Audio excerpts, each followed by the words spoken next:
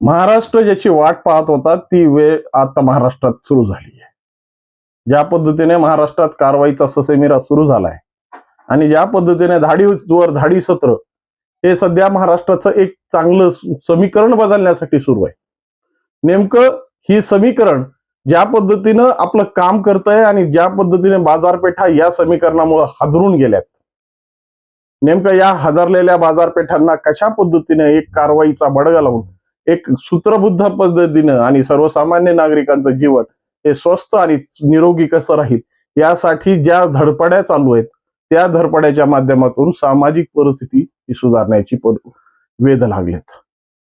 नेमकं बाजारपेठामध्ये या पद्धतीच्या ससेमिरा लावून ज्या पद्धतीची परिस्थिती ही अनियंत्रित होती तिला नियंत्रणाखाली आणण्याचा जो प्रयोग सध्या सुरू आहे तो प्रयोग आणि त्या प्रयोगाच्या मागून ज्या काही हालचाली सुरू आहेत त्यामुळं महाराष्ट्र चांगला ढवळून निघणार आहे.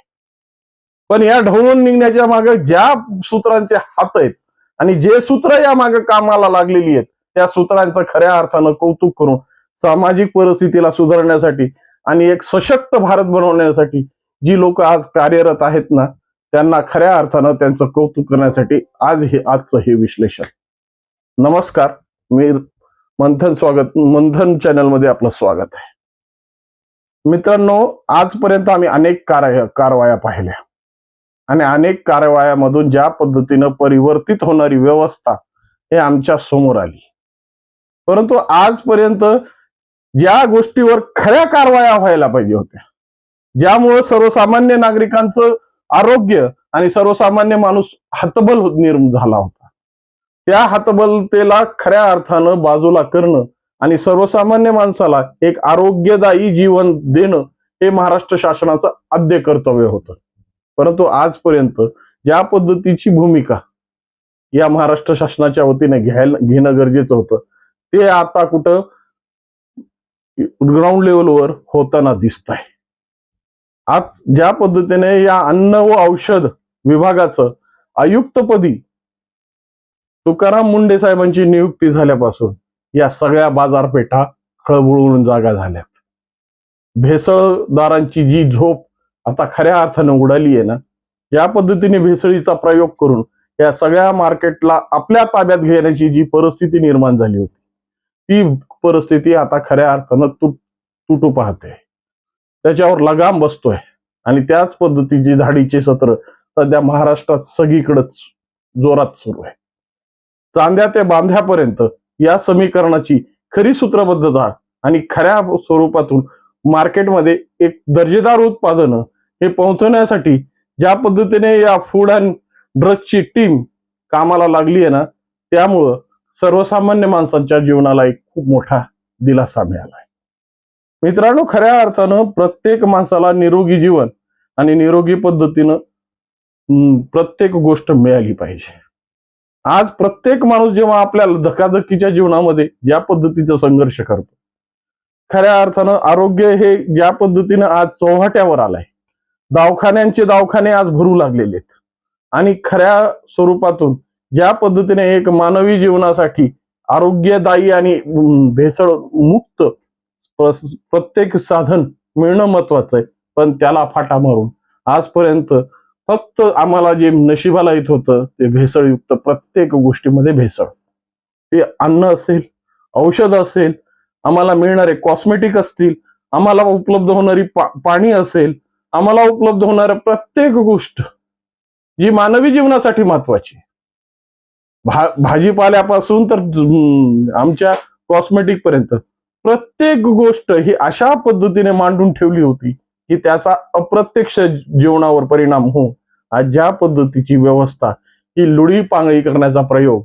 या भेसळदारांनी सुरू केला होता त्यालाच खऱ्या अर्थानं लगाम लागणं सुरू आहे.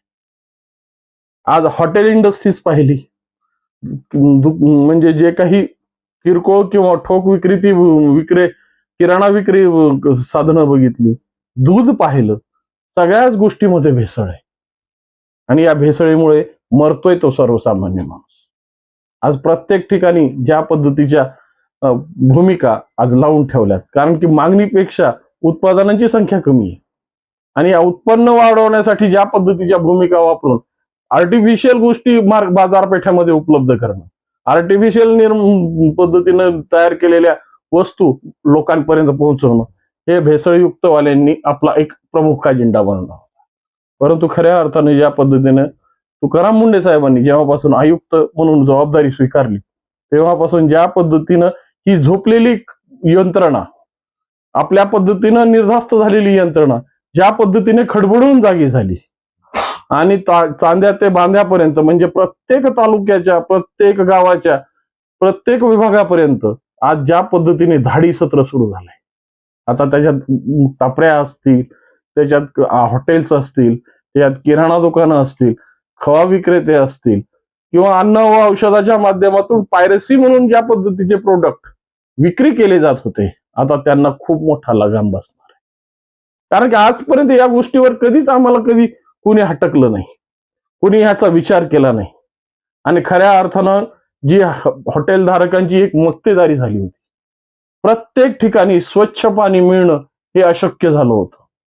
आज ज्या पद्धतीनं, ज्या पटीनं बिस्लरी वॉटर, ड्रिंकिंग वॉटर पिण्याचा जो एक प्रकार सुरू झाला आणि या ड्रिंकिंग वॉटरच्या माध्यमातून अफाट पैसा कमवण्याची जी मनोधारणा या हॉटेल इंडस्ट्रीची झाली, खऱ्या अर्थानं स्वच्छ पाणी देणं आणि ग्राहकांना सेवा पुरवणं हे हॉटेल इंडस्ट्रीचं परम कर्तव्य होतं. परंतु त्या सगळ्या गोष्टीला फाटा मारून आम्ही देईल तेच खावं, आम्ही देताल त्याच पद्धतीने राहावं, ही प्रकार या हॉटेल इंडस्ट्रीजनं आपलं एक मानक धरले होते. कसल्याच पद्धतीचं मोजमाप नाही. यांच्या मनाला येईल ती क्वांटिटी, यांच्या मनाला येईल ती क्वालिटी. फक्त क्वालिटीच्या नावाने एक बाजार भोंगा सुरू केला होता. प्रत्येक ठिकाणी तुम्हाला ज्या पद्धतीच्या जाहिराती पाहायला मिळतात, 250 रुपयामध्ये पोटभर, 250 रुपयामध्ये पोटभर. अरे 250 रुपयामध्ये पोटभर येणार कसं? ज्या गोष्टीची क्वालिटी नसेल त्या गोष्टीला 250 रुपयात देतात कसं? तुम्हाला ज्या पद्धतीची भुरळं घालून, ज्या पद्धतीचे मार्केटिंग फंडे वापरून तुम्हाला भुरळं घालून स्वतःची मक्तेदारी सिद्ध करणारी लोक आता कशा पद्धतीने हडबडली आहेत. तुकाराम मुंडे हे असं रसायन आहे की हे रसायन ज्या क्षेत्रात जाईल त्या क्षेत्राची ढवळून पाण्यासारखं पाणी आणि दुधासारखं दूध करून सामाजिक जीवन हे सुरळीत करणारं रसायन आहे. ज्या पद्धतीने मागच्या काळामध्ये त्यांच्याकडे दिव्यांग विभागाचं काम होतं, या दिव्यांग विभागामध्ये ज्या पद्धतीनं स्वतःची मक्तेदारी, स्वतःची बापाची पेंड म्हणून काही लोकांनी स्वतःचा अराजकता पसरली आणि दिव्यांग नसतानाही दिव्यांगाचे खोटे प्रमाणपत्र काढून, दिव्यांग नसतानाही दिव्यांगाचं खोटा श्रेय लाटण्याचा प्रकार ज्या पद्धतीनं सुरू ठेवला होता, त्याच्यावर खऱ्या अर्थानं गव्हातले खडे जसे बाजूला काढले जातात ना, तसे गव्हातले खडे बाजूला काढून स्वच्छ आणि निथळ व्यवस्था या दिव्यांग बांधवांसाठी करून देणारा रसायन म्हणजे तुकाराम मुंडे. आणि यात तुकाराम मुंडेंनी आता या अन्न व औषध या विभागाचा चार्ज घेतल्यापासून ज्या पद्धतीचा ससेमिरा बाजारपेठेत पाहायला लागलाय, ज्या पद्धतीनं अवैधरित्या गुटखा बंदी असताना सुद्धा अवैधरित्या गुटखा विकणारी लोक, गुटख्याच्या फॅक्टऱ्या चालवणारी लोक, ज्या पद्धतीने त्यांची हवा आता खऱ्या अर्थानं उडालेली आहे, खऱ्या अर्थानं जी परिस्थिती त्यांच्यावर ओढावलेली आहे, आज पळावं कुठं आणि थांबावं कुठं हे कळायला तयार नाही. आणि आतापर्यंत सुस्तावलेली ही यंत्रणा कशा पद्धतीने खडबडून जागी झाली आणि गावोगावी सॅम्पल्स गोळा करत पाण्याचे नमुने, जे काही खाद्य पुरवठ्याचे नमुने, प्रत्येक गोष्टीचे नमुने सॅम्पलिंग करून आज लॅबोरेटरीजला पाठवले जात आहेत. त्याच तडाख्यात 210 किलो बोगस खव्याचा एक चांगलाच धडाका यांच्या हाती लागला. खऱ्या अर्थानं खवा म्हणजे आमच्या आनंदात जो एक गोडवा निर्माण करणारी वस्तू म्हणून पाहिला जातो. कोणताही आनंद असो, कोणतंही सुखकारक काम असेल किंवा शुभ काम असेल, त्या ठिकाणी या खव्याच्या माध्यमातून आनंद व्यक्त करण्यासाठी आम्ही गोडवा वाढवण्यासाठी या खव्याचा वापर केला जातो. परंतु तोच भेसळयुक्त खवा जो 210 किलो फक्त आज सापडलाय. परंतु असे कितीतरी एक महाभाग आहेत, असे कितीतरी माफी आहेत की हजारो क्विंटल खवा आजही मार्केटमध्ये उपलब्ध आहे.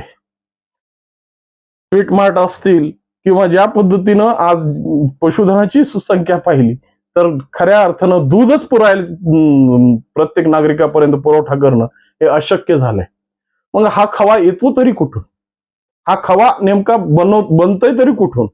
कारण की ज्या दुधाची मागणी आज 100 लिटरची, त्या ठिकाणी 50 लिटर दूध उपलब्ध आहे.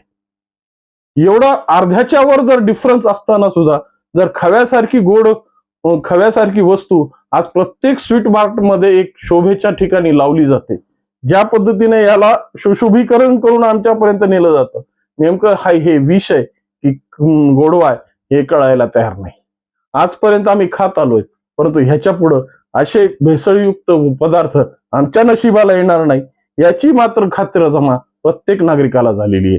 कारण तुकाराम मुंढे या प्रशासनाचे आयुक्त म्हणून आलेत आणि अशाच पद्धतीनं सामाजिक परिस्थितीमध्ये परिवर्तित होऊन सामाजिक परिस्थिती सुधारण्यासाठी असे अनेक तुकाराम मुंढे अनेक ठिकाणी पाहिजेत. कारण की प्रत्येक ठिकाणी याच पद्धतीचा सावळा गोंधळ आहे, प्रत्येक ठिकाणी अशाच पद्धतीची मक्तेदारी आहे आणि अशाच पद्धतीची बापाची खिरापत समजून स्वतःची मक्तेदारी वापरणारी लोक आजही या समाजामध्ये स्वतःचं अस्तित्व गाजू पाहत आहेत. परंतु खऱ्या अर्थानं ज्या पद्धतीने मुख्यमंत्रींनी या ठिकाणी तुकाराम मुंढेंसारखे व्यक्तिमत्व आणून खऱ्या अर्थानं या अन्न व औषध या विभागाला एक कलाटणी देण्याची, एक नवीन ही जुनी यंत्रणा, ढासाळ यंत्रणा ही पुन्हा एकदा चांगल्या पद्धतीने सुरक्षित करण्यासाठी जी संधी दिली, हीच संधी खऱ्या अर्थानं जनजीवनाच्या आणि सर्वसामान्य लोकांच्या हितासाठी खूप मोठी पर्वणी असेल. या संदर्भात तुमच्या मनात काय वाटतं आणि या संदर्भात तुमचे मत काय ते निश्चितपणे कॉमेंटच्या माध्यमातून करा. आणि व्हिडिओ आवडला असेल तर लाईक, शेअर आणि सबस्क्राईब करायला विसरू नका. नमस्कार.